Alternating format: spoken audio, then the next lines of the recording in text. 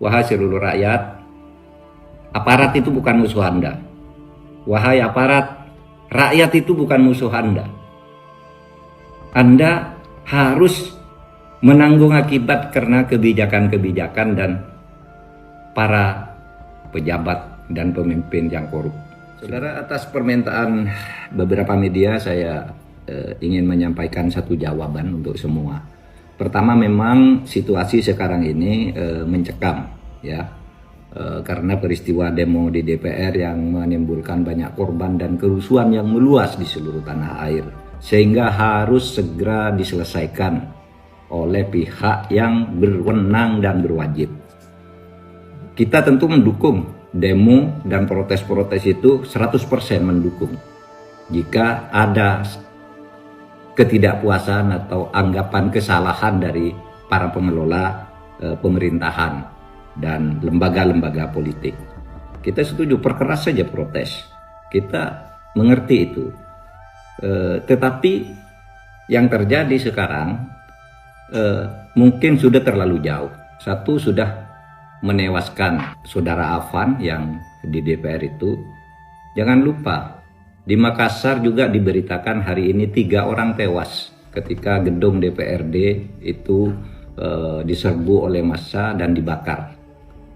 Nah, di Bandung polisi itu dikejar-kejar habis oleh massa, sampai lari berhamburan, ditangkap, ditendang gitu.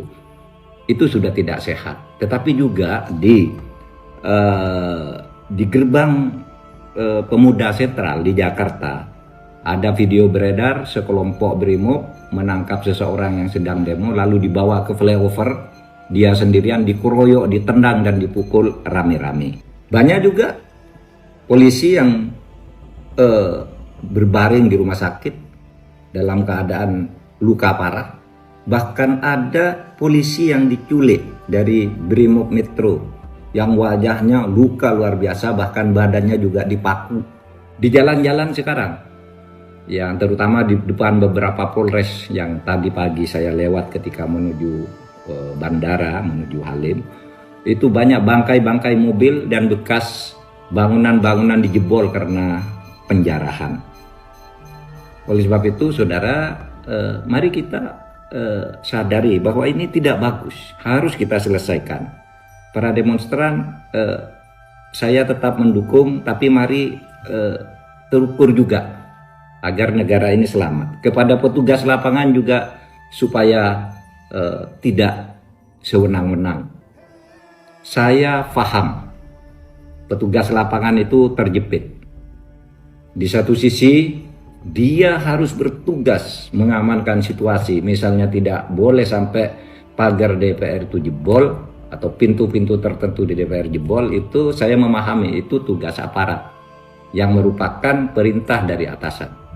Tapi juga dia di lapangan menghadapi massa yang sudah mulai sangat marah.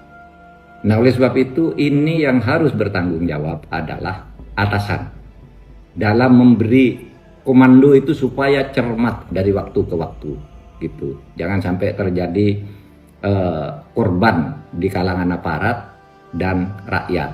Yang saya lihat sekarang ini terjadi bentrokan antara rakyat melawan aparat. Padahal aparat itu hanya menerima tugas, tidak ikut mengambil keputusan politik. Jadi korban. Polisi jadi korban. Rakyat jadi korban. Oleh sebab itu ini harus diselesaikan. Masalah utamanya apa? Ya. Masalah utama yang kita lihat itu adalah akumulasi kekecewaan memang. Ya, apa akumulasi kekecewaan itu? Kebijakan-kebijakan pemerintah yang banyak sekali menimbulkan protes di berbagai bidang. Ya, dan hampir setiap saat protes-protes itu muncul, tetapi penyelesaiannya tidak jelas. Hanya seperti ngasih permen lalu timbul lagi kebijakan-kebijakan yang menjadi persoalan baru bagi masyarakat. Kemudian banyak politisi yang arogan, tidak punya empati terhadap kehidupan masyarakat, sehingga menimbulkan reaksi yang kemudian memanas. Lalu saya melihat juga tak menentunya proses penegakan hukum. Ada yang jalan, ada yang tidak, ada yang hanya masalah sepele aja tidak bisa diselesaikan, ada yang besar diumumkan tetapi kemudian tindak lanjutnya tidak jelas. Ada pejabat-pejabat yang oleh masyarakat diyakini atau punya indikasi dia punya catatan korupsi tapi berkeliaran terus memerintah dan membuat kebijakan dan sebagainya. Nah, ini supaya diselesaikan agar tidak semakin rumit. Negara ini adalah milik kita bersama. Wahai seluruh rakyat, aparat itu bukan musuh Anda. Wahai aparat, rakyat itu bukan musuh Anda. Anda harus menanggung akibat karena kebijakan-kebijakan dan para pejabat dan pemimpin yang korup sebenarnya. Dan penyelesaiannya harus di sini. Terima kasih.